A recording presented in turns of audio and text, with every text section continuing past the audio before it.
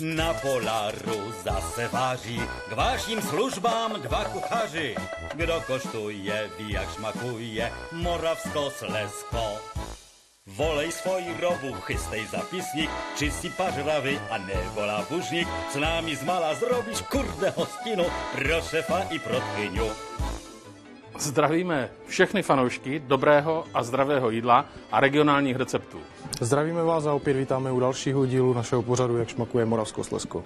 A co vám dneska uvaříme, na to se hned podíváme. Co to bude? Tak, co to bude?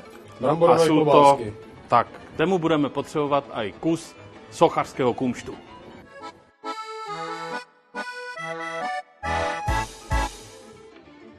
Velmi pohledný a zároveň velmi chutný pokrm s názvem Bramborové klobásky poslal do soutěže Jak šmakuje Moravskoslezsko pan Pavel Kořízek. Naši šéfkuchaři Mirek Horák a Tomáš Smoček vám v následujících 15 minutách ukážou, jak rychle a levně tento pokrm uvařit.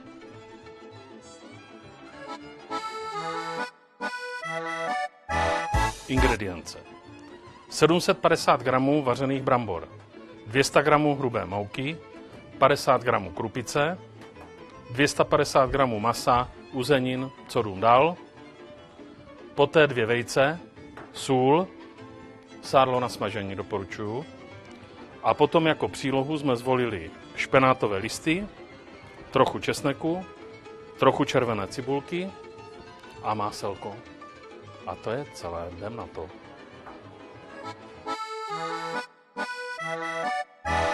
Takže se pustíme společnými silami do díla. Tom připraví těsto, já mu pomůžu s uzeninou. Co dům dál? Tak já mám uvařené vychlazené brambory, které jsem si nastrouhal na strouhadle. Přidám krupici. 2 vejce. Lehce zamíchám a budu přidávat polohrubou mouku. Tak a já jsem si vybral nejdříve uzenou kakovičku na třešňovém dřevě vyuzenou. Ať je prorostlejší, protože to prorostlé mě to tam krásně omastí.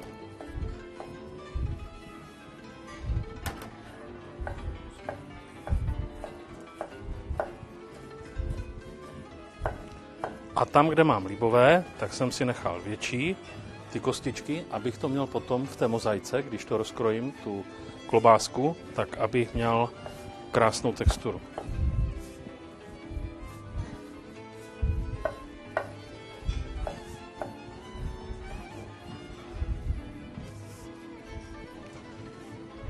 Naopak tu slaninku, tu si nakrájím na menší kousíčky. Jsem si ji vyplátkoval nejdřív a teďka na takové malinké a rozprostřu si ji do toho maska. Prohodím si to, zamíchám. Ten recept je výborný, že jde kombinovat s přílohama, co jsou doma. S hlávkovým zelím, s našlapaným zelím, se špenátem, na jaro s kopřivama, s kopřivovým špenátem. Takže tak, Tomíku. Tak zatím se mi to ještě lepí, tak pořád přidávám mouku. Ale už to bude. To uzené už nebudu solit, protože je dostatečně slané. Už ho nechám tak. Ty jsi přisolil? Přisolil jsem si trošku.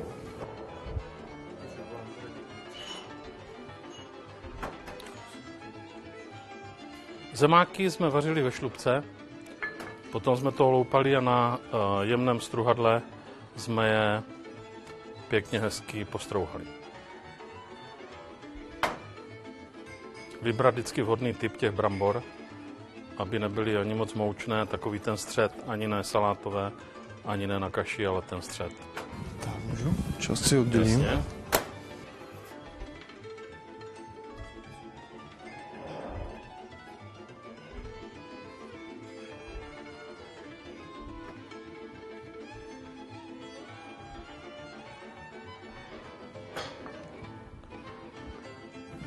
My potřebujeme ty plátky 5x20 cm, že? Jo, dej to kolem těch 20 cm. Zarovnej si to, oddělej si to vedle.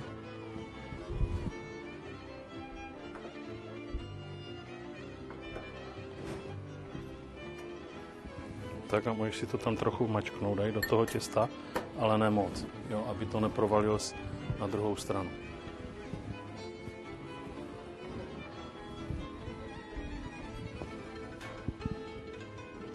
Já ti to tak nanesu a ty už si to uspůsob. Ještě tady poprosím.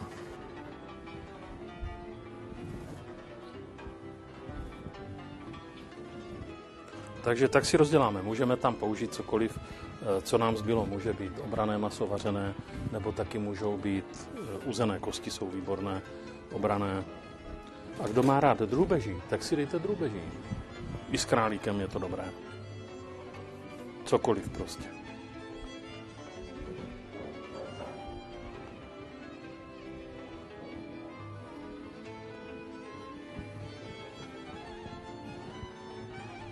Tady si to přikryju a pomůžu si druhým kouskem. Možná jsme tam to dali zbytečně moc, ale toto bude lepší a křupavější. Ať je tam vidět ta ruční práce. Tak. Bude teda pěkný klobás. Tam si to vysprav.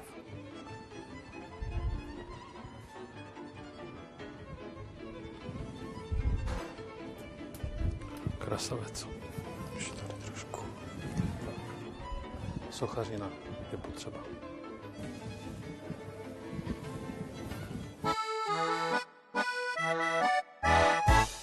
Sádlo máme rozehřáté, krásně nám voní. Musí se vystihnout tak, aby to bylo akorát, tak jak když smažíte řízek.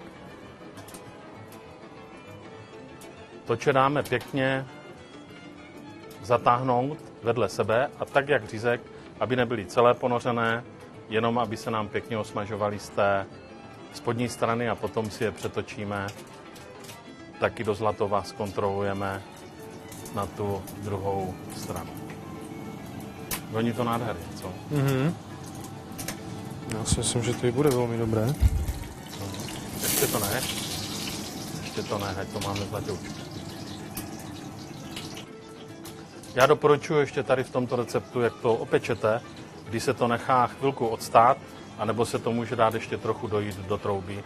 Je to přeci jenom lepší, ty chutě jsou potom vyvážené a krásně prostoupí tím těstem.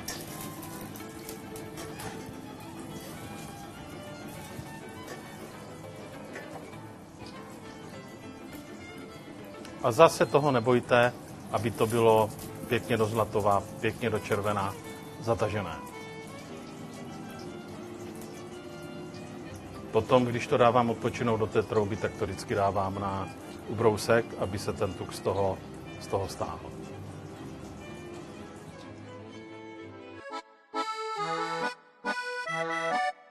Vážení televizní diváci, víte, jak to je, když není času. Podíváte se z okna a přichází nečekaná návštěva. Profáráte ledničku, vyberete, jak se říká, co dům dál a jdete do toho. A toto je přesně tento recept. Je nesmírně vděčný, dobře vypadá a ještě doporučuji, když ta klobáska je propichlá tím špilkem a potom k tomu dáte po tu klobásku kuzelé nebo jenom tak lehce propařený špenát, zakapnete ho smetanu, hodíte tam pár strůčků česneku, tak uděláte velikou radost hostům, protože pošmakujou si na jídle, které oni tak často nepotkají ve svém životě. A o tom to je, protože vaše recepty jsou naše recepty a proto je vařme a s chutí do toho.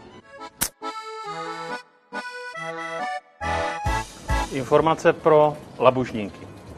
Já vám doporučuji k tomuto receptu, na který jsme se zaměřili, vyzkoušet několik variant.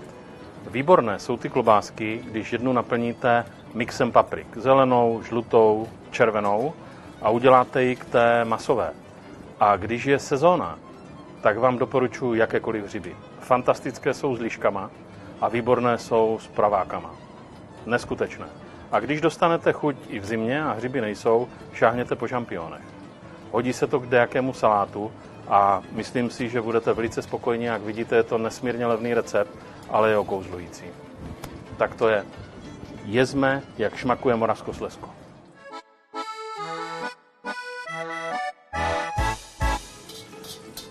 Jenom lehce prohozený, vždycky čerstvost, aby byla nejlepší ze zahrádky.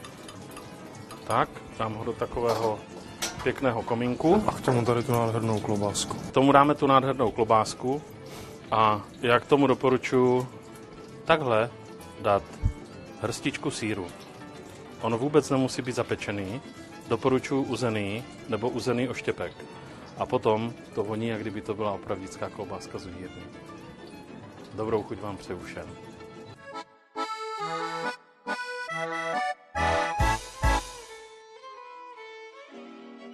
Bramborové klobásy. Ingredience. 750 g vařených brambor, 200 g hrubé mouky, 50 g krupice, 250 g masa nebo uzeniny, 2 vejce, sůl, tuk, sádlo na smažení.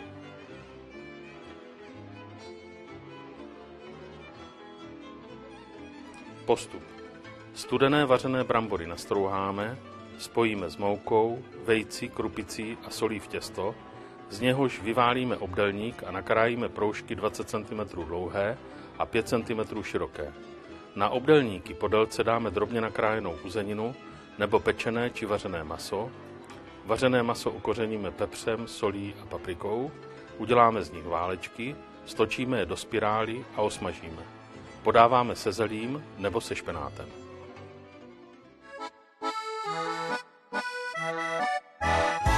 Takže prokoštujeme bramborové klobásky. Tam, kde je aj kus té sochařiny. Vypadají kouzelně, nádherně voní. Zdravé jídlo, dobré jídlo. Krásná mozaika. Podívejte. A voní z dálky.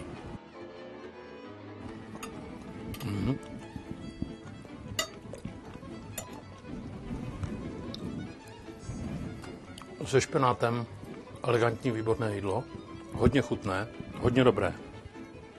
A teď si tam dám trošku toho sýru.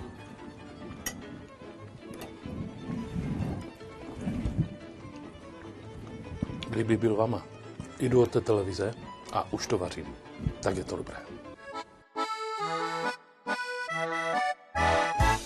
Vážení krajané, na Ostravsku pracujeme jako otroci, ale jest kurde musíme jak páni.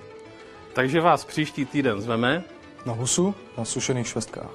Ten recept je z moravského Kravařska a ten prostě nemá chybu. Takže se moc těšíme, je taková.